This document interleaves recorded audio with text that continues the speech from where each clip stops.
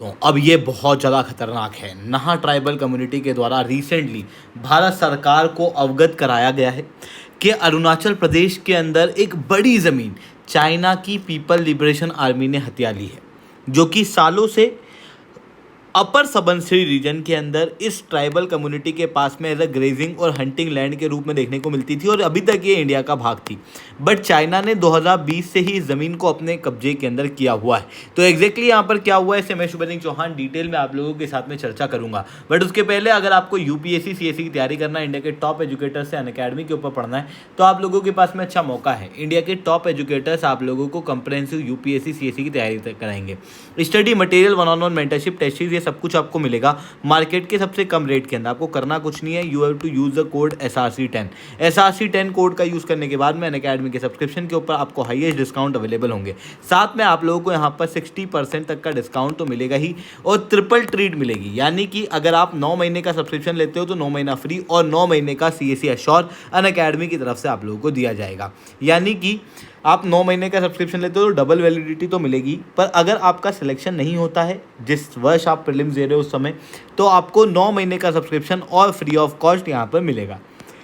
तो बिल्कुल से आप जुड़ सकते हो, दिस इज वर्थ इन्वेस्टिंग। चलिए दोस्तों, अब समझने का प्रयास करते हैं यहाँ पे क्या हुआ है। बेसिकली एक डिप्लोमेटिक पैराडॉक्स है जो इंडिया इस समय पे झेल रहा है। एक समय पर तो भारत के प्रधानमंत्री और चाइना के प्रेसिडेंट शी जिनपिंग के बीच में आपस में बातचीत चली और दोनों ने मिलकर आपस में जितने भी स्टैंड ऑफ थे उन सबको रिजॉल्व कर लिया और कहा कि अब इंडिया चाइना के बीच के रिलेशन स्टेबलाइज हैं।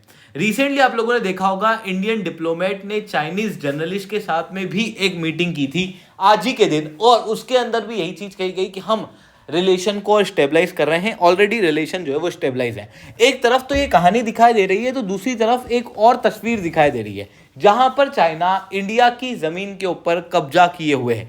ये मैं नहीं कह रहा, ये बेसिकली नाह ट्राइबल कम्युनिटी के द्वारा कहा जा रहा है। अब ये नाह ट्राइबल कम्युनिटी क्या है, पहले ये समझो ताकि आपको समझ में आए कि ये जो कह रहे हैं वो कितना सही और कितना गलत। बेसिकली अगर आप देखोगे तो यहां पर आपको अरुणाचल प्रदेश दिखाई देगा।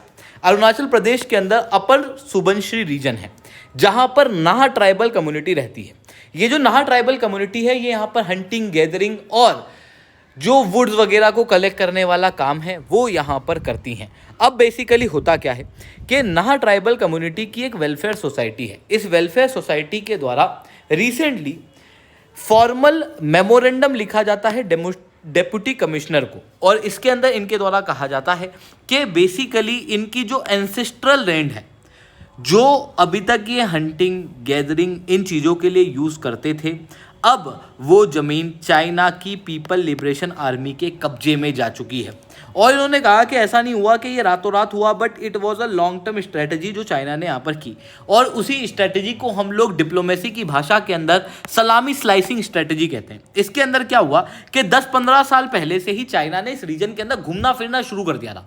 इनकी पीपल लिबरेशन आर्मी ने अपनी प्रेजेंस बनाना शुरू कर दी थी, जिससे साफ हो गया था कि हो सकता है आने वाले समय में ये इस रीजन के ऊपर कब्जा कर ले। 6 साल पहले हाई एल्टीट्यूड रीजन के अंदर जो ग्राउंड लेवल की रियलिटी थी वो यही थी कि ना कम्युनिटी यहाँ पर अपनी हंटिंग गैदरिंग का काम करती थी और इस रीजन के अंदर पूरी तरीके से कंट्रोल इंडिया का था। बट 2020 के अंदर जो कॉन्फ्लिक्ट हुआ उस समय पर चाइना ने इस रीजन के अंदर कई सारे इलाके जो हैं वो अपने कब्जे के अंदर कर लिए हैं और वो अब यहाँ के लोकल विलेजर्स के कंप्लीट कंट्रोल से जा चुके हैं।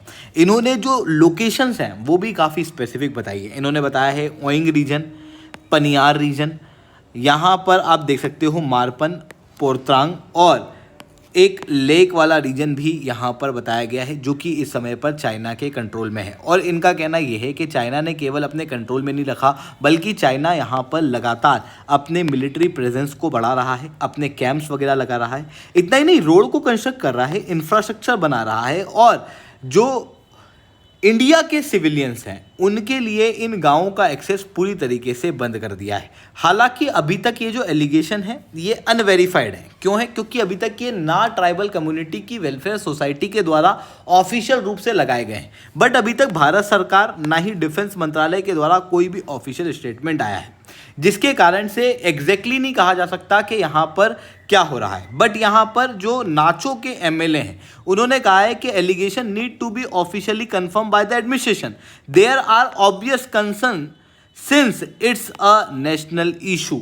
तो बेसिकली भारत सरकार ने तो इस बात को कंफर्म नहीं किया है, बट लोकल एमएलए का कहना यह है कि ये जो एलिगेशन है इसको प्रॉपरली कंफर्म किया जाना जरूरी है, क्योंकि बेसिकली ना कम्युनिटी का कोई नेशनल या एंटी नेशनल होने का मसला नहीं है। बेसिकली ना कम्युनिटी जो है और इवन जो बॉर्डर एरिया की कम्युनिटीज़ हैं इनका रोल ये होता है कि जब चाइना या पाकिस्तान अपनी प्रेजेंस बढ़ाए तो ऑब्वियसली हमारी आर्मी हर जगह पे प्रेजेंस नहीं हो सकती। ऐसी कंडीशन में ये कम्युनिटी हम लोगों को बताती है कि बॉर्डर वाले इलाकों के अंदर क्या हो रहा है। तो ये एक बहुत ही इंपॉर्टेंट और कंसर्निंग जानकारी है, और ऐसा नहीं है कि ये जानकारी अभी उभर के आई है। इसके पहले भी एक सैटेलाइट इमेज के जरिए पता चला था कि चाइना ने अरुणाचल प्रदेश के अंदर जो इंडिया वाली साइड है वहाँ पर गाँव को बनाना शुरू कर दिया है। लिटरली इंडिया वाली साइड पे इन्होंने अपर सुबनसिरी डिस्ट्रिक्ट, सेम डिस्ट्रिक्ट है जहाँ पर अपने गाँव को बनाना इन्होंने शुरू कर दिया था।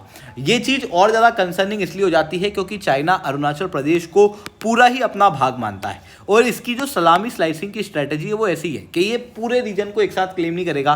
पहले छोटा रीजन हथियाएगा, फिर और बड़ा हथियाएगा, फिर और बड़ा हथियाएगा और बड़ा हथियाएगा।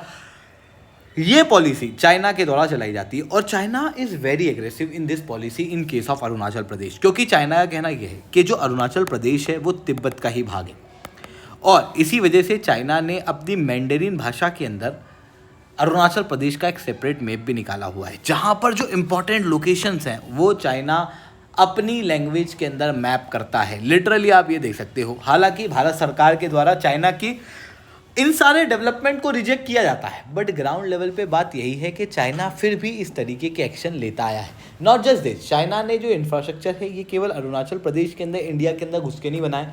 आप देख सकते हो अक्साई चीन वाले रीजन के अंदर भी इन्होंने रोड बनाया हुआ है, और इन्होंने चाइना पाकिस्तान इकोनॉमिक कॉरिडोर आपको गिलगिट बाल्टिस्तान वाले रीजन के अंदर बना हुआ दिखाई देगा, जो कि क्लियरली दिखाता है कि चाइना इंडिया की लैंड के अंदर अपने इंफ्रास्ट्रक्चर क्रिएट करता आया है और अभी भी कर रहा है। ऐसी कंडीशन में नेशनल सिक्योरिटी को ध्यान में रखते हुए इमीडिएट एक्शन का लिया जाना इस रीजन के अंदर काफ़ी ज़्यादा जरूरी है। आई होप ये सारी बातें आप लोगों को समझ में आई होंगी। लेक्चर अच्छा लगा हो तो लाइक करना, लेक्चर बहुत अच्छा लगा हो नीचे एसआरसी रिटर्न कमेंट करना। यूपीएससी सीएससी की तैयारी करना, इंडिया के टॉप एजुकेटर से अगर आपको अनअकैडमी के ऊपर पढ़ना है, it's the right time, you can join us, you can use the code SRC10, जिसके बाद में आपको डिस्काउंट जो है वो अवेलेबल हो जाएंगे। इंडिया के टॉप एजुकेटर्स आप लोगों को कंप्रेहेंसिव यूपीएससी सीएससी की तैयारी कराएंगे। Study material, one on one mentorship, test series, ये सब कुछ आपको मिलेगा मार्केट के सबसे कम रेट के अंदर। ठीक है दोस्तों, आज के लिए that's all from our side. जय हिंद, जय भारत।